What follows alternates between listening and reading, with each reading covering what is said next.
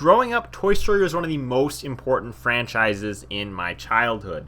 At the time, it was new, it was fresh, it had characters that I wanted to buy all the possible merchandise of, and it was computer animated in a time where computer animated movies weren't all that commonplace yet. It was very exciting to be a kid growing up with Toy Story, and for that reason I've always found myself wanting to pass on my love of Toy Story to my kids one day, and now as a parent I have a whole different kind of perspective on the matter after having watched Lightyear a few months ago when that came out. I was very excited for Lightyear. It was a movie that I adore, but it kind of makes me wonder, when does the nostalgia and the reboots come to an end? When I was a kid, Toy Story was a new original franchise, and there were tons of new original franchises that came out when I was a kid, including something like The Incredibles, which I'll throw in there as another Disney property, but just a ton of different franchises started in the 90s and the early 2000s, but then you move past that, and you take a look at the 2010s, and in a way it just seems kind of like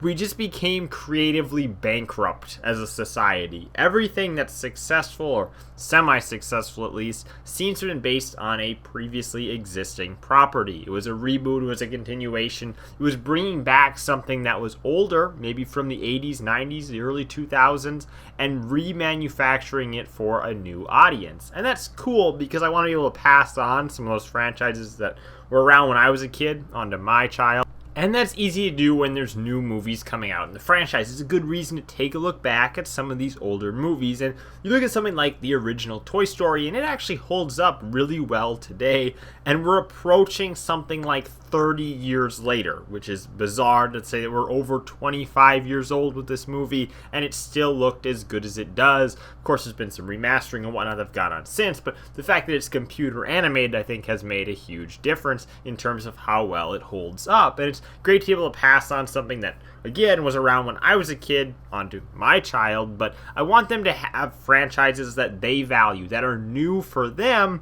And again, it seems like we've became essentially creatively bankrupt over the past 10 years or so, as everything feels like some sort of reboot. Media for toddlers aside, the things that are trying to teach you the alphabet and whatnot, you start to look at things that are geared towards more of an elementary school audience and really are the type of things that people will be nostalgic for down the road. I'm talking for my generation, it was like Pokemon, Yu-Gi-Oh!, Beyblade, things like that, tons of different shows on Cartoon Network.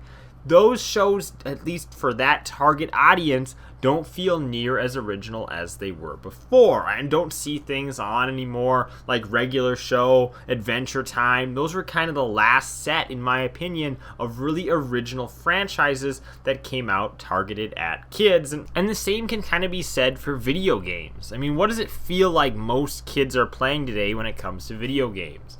It's like Fortnite, Minecraft, Roblox. I know those are all really cliched examples, but the majority of those games released like a decade ago. I mean, Minecraft has been around for a long time, yet it's one of the leading interests in many elementary school kids, not only because, it's very heavily marketed, but because there really aren't a ton of other options. Obviously, there's new Mario games, new Pokemon games coming out all the time, but I think that many of us could make a pretty fair argument that those titles are not nearly as great as they were in our own childhoods. And outside of Nintendo's sphere of games, there really aren't a ton of kids games coming out anymore. There are not a ton of E-rated games targeted at kids like there used to be, and in part that's because there's not nearly as many licensed games as there were in our own childhoods. And the licensed games, arguably, that were being turned out nonstop, you could argue were a dime a dozen and not very good for the most part, but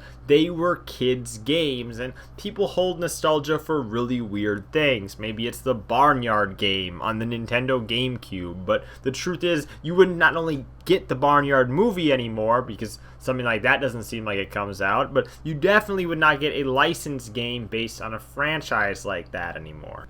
Is it cool that my child will be able to grow up with some of those key franchises that brought me through my youth and that I enjoyed all the way up until today? Of course that's exciting, but I also want them to be able to experience some first-hand franchises of their own, to have it truly be their own, to create nostalgia for something that came out in their era. Because I don't feel like when they're 25 years old, like I am, they're going to look back on their life and feel nostalgia for a franchise that wasn't their own. Maybe they'll enjoy the franchise, but I don't know if they'll quite feel the same nostalgia that I feel for something like Pokemon or Toy Story, because I was there when it was at the peak of its popularity. I just wish that they could have something to call their own. So what will be this generation's Foster's Home for Imaginary Friends, this generation's Diary of a Wimpy Kid or Captain Underpants, or this generation's licensed kids video game that for some reason you just keep going back to? Thank you guys for watching. I'm Bailey, and I will see you in the next video.